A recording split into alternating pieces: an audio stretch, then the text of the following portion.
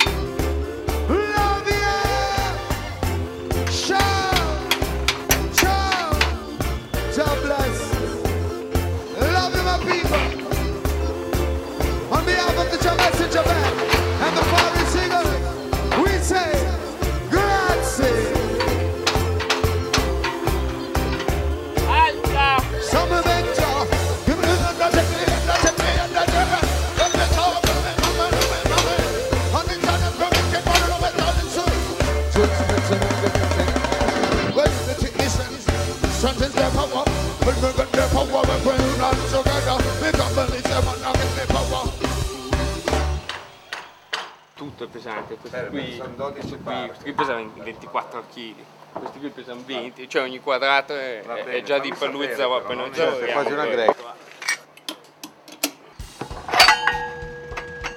Andiamo giù!